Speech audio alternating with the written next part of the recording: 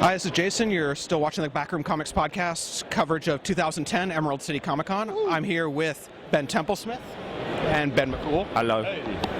So, the reason we wanted both of these guys together is that they drew a comic together, Choker. This is your first comic, really, of a creator-owned, at least. So you've done a couple pieces. Yeah, pretty much. I'm the new guy.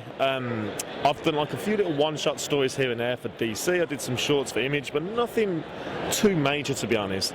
This is my first creator-owned book, my first mini-series, and I'm lucky enough to be working with this dashing young gentleman here. So, you know, it's going good so far. All right. So, yeah. And this is, you've done a few things here and there. A little bit. What was it about Choker that drew you in that you wanted to... Well, it wasn't about Choker. It was actually about working with Ben McCool, first and foremost. I met him and like, we should probably do a book together. If he can write the way he talks, I think he's going to go somewhere. Yeah, so I knew that was first. I don't do things on a project basis necessarily. It's more on a personality basis. It's like, no, we should do something together. We can work something out. Okay. It's like with Fell. I never agreed to do Fell. I agreed to do a book with Warren Ellis. Just so happened it was Fell, and that's what he had in mind. So I know Choker was something Ben had planned quite a while as a sort of a passion project of his, as an original thing. So why not? Okay, sounds good. Fair enough. And then I guess it's sort of inevitable with when you've got a disgraced detective, a dark town. There are going to be inevitable comparisons to Fell. Yeah, were you familiar with the story? Yeah. I mean, absolutely. I mean, he's not so much a disgrace detective. He's a detective that's been absolutely shafted. Issue 1 is, at its heart and soul, a detective story. Like, you know, most prominent issue 1 is, should I say, issue 2 goes a bit mental, basically. It certainly introduces more the cyberpunk element, which I'm really keen to kind of, you know, have some fun with. And it certainly develops its own identity, I think. So I understand the comparisons of Fell, and I'm obviously delighted to be in the same kind of conversation, to be honest. But yeah, you know, I'd like to think it's got its own voice. It does its own thing. Oh, absolutely. Yeah. I guess, how's your con been so far? I mean, we're near the end of day 2, and you seem to be... The final day? Yeah. Are you telling me there's one more? No. I hope not. I just wanted to make sure everybody else knew that we were at the end of the... You know, we weren't still on day 1. No, I went to bed at 6 a.m. this morning, and I'm a little frazzled. But it's been fantastic. I was told last year they had 7,000 attendees. This year it's 11,000. So really, that many? Wow. Yeah, it was huge for me. It was great. I had a line for like the entire yesterday. It was great. All right. And I guess to go on, You've done Wormwood Gentleman Corpse, Groom Lake, Welcome to Hawksford. You pretty much stick with creator-owned. Except I just picked up the one-shot you did of the Baroness with Mark Andreyko. I only dabble in other things, really. Okay. I'm a creator-owned guy. I like to do my own original. Chance to do something with Mark specifically, or were you asked specifically to do a G.I. Joe story? I just said I'd like to do a Baroness thing. Baroness. Okay, Fair enough. And they let me. Okay, fair enough. How did you get into comics? Like, what was your first... I mean, I've always been a big comics guy, to be honest. I started reading the kind of British kids comics when I was really young. I got into American comics. I was 10 years old. I came across, I was a part of Extinction Agenda, Chris Claremont and Jim Lee. Now, good buddies with Jim Lee, and I always like to embarrass him with this story, but like I came across it and I'm just like, wow, what on earth is that? Never seen anything like it. So, you know, started collecting then. And I guess when I was around 23, 24, I decided I'd like to give it a shot at writing them. And so the rest is history, basically. But I've always been a fan, and you know, I always identify comic books as being a wonderful vehicle for storytelling. Kind of borrow the best elements of both movies and, you know, full plot prose novels. You know, you can be as flamboyant as you want with the visuals, while still incorporating various writing styles. Put simply, comics are awesome. Thanks. Your art style is very unique.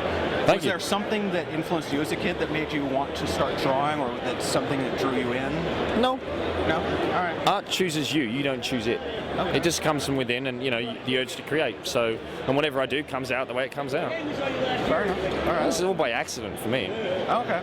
I haven't traditionally studied or anything for what I do. So. Okay. Were you a comics fan as a kid? Is there something? Yeah. Okay. No one in comics has not been a comics fan as a kid. Find someone, please. Okay. Yeah. Trust me, I would be shocked if there was, because everyone who reads comics, generally speaking, would love to do them.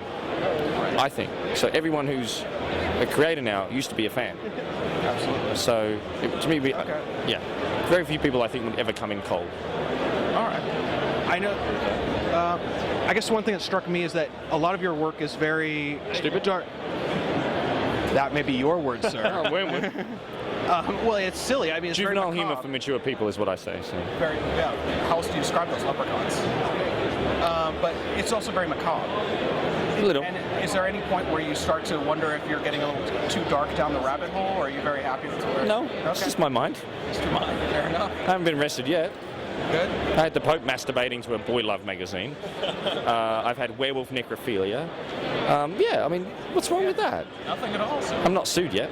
No, that's perfect. You edit that bit, please. Don't give people ideas. Especially the Catholic Church.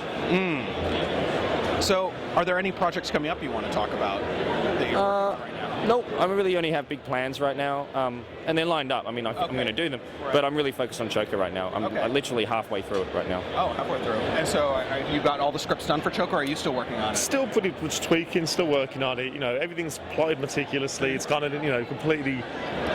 It just needs to be typed up in essence. Okay. So. You don't have to convince me. Still working. Oh, it's yeah, okay. it's all good. And don't worry, we're actually determined to get each part out on time. You know. Issue 3 will be a little bit late. Okay. Okay, there we Warning to you fans. Issue 3 a little late. Only because we're on the road so much for the promotion stuff and yeah.